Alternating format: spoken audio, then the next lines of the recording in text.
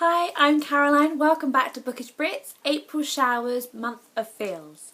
Today I want to talk to you about a book that I read very recently and absolutely adore, and it gave me so many feelings, and it's just one of those books that is just so beautifully written and just completely captures your imagination, and I just absolutely adore it. And it's one of those situations where I just can't quite find the words to do it justice.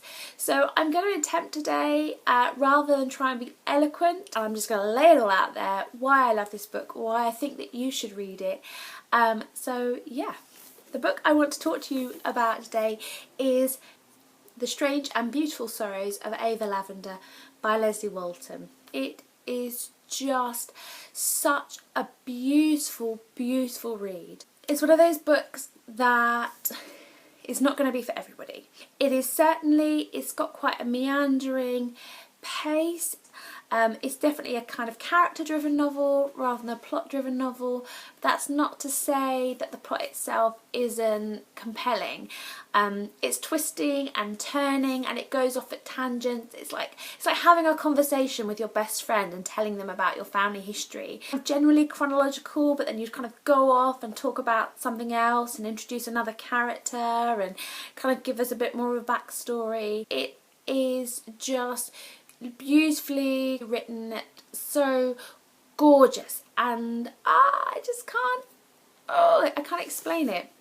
The book is essentially about a young girl called Ava Lavender who is born with wings of a bird, which for most families would be quite an adjustment, but for Ava's family it is the least of the magical going-ons that they have come to experience.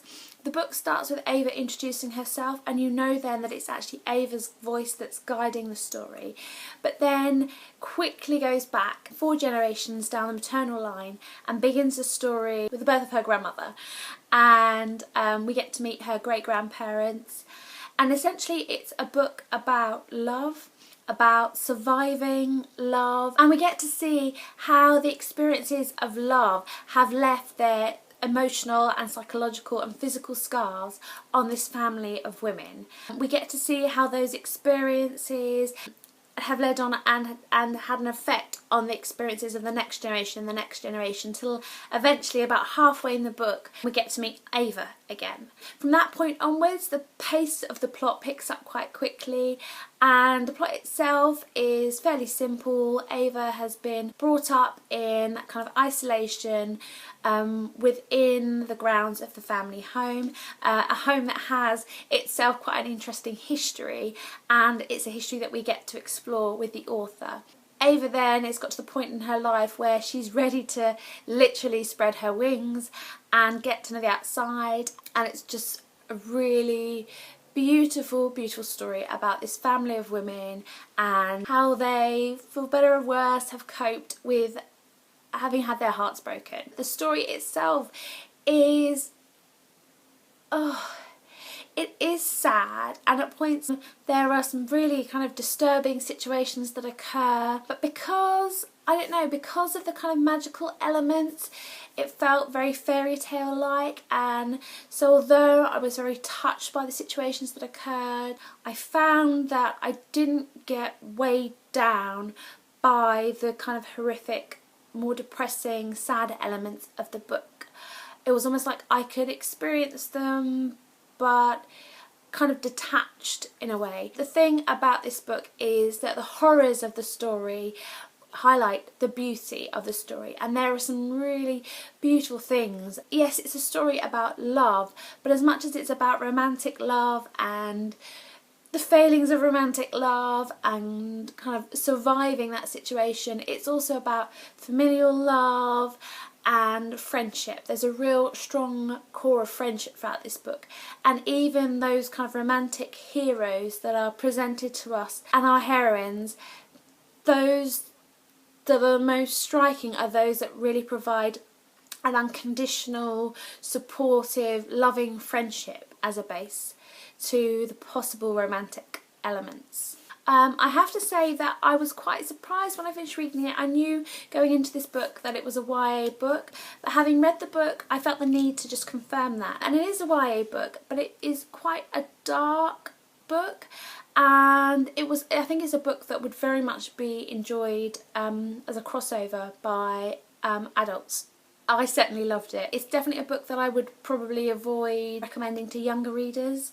There is nothing that is overtly gratuitous, so there is very violent situations, and some of the imagery is just absolutely striking. But there is almost a matter-of-fact way of describing the situation, which I think allows you as the reader to almost self-censor. There are some absolutely kind of gruesome ends in this book, and there are some heartbreaking situations, but I think the way that it's described is that it really inspires for me some very visual, beautiful, stunning, even in its kind of macabre nature, imagery. But it's imagery that's going to be reinforced by your own experiences. So I think that, you know, the more macabre and dark and twisted your imagination, the more macabre and dark and twisted you will find the experience of reading Ava Lavender. The only book really that I could compare to would be The Girl with Glass Feet by Ali Sparks. You have this underlying tension and you know something is happening. At the same time, the plot is kind of unapologetically kooky, and you've got this magical realism which is just completely accepted within the story, but otherwise the elements of the story are just stunning and heartbreaking. But ultimately Ava Lavender is also uplifting, and yeah, it's a book that's going to be with me for a long time. It's just a book that I think you're either going to be attracted to magical realism, which is just completely, it's unapologetic, it doesn't provide any explanation. You're either going to accept that or you're not. And I think if you're attracted to those books, then you will just find it the most perfect, beautiful read. If it isn't something that you've ever kind of experienced before, then I think it would be a really good opportunity to try out something a bit different. It's just gorgeous and I completely loved it, and I want you to go out and read it. So even if it's not your thing, give it a try. Yeah, sorry.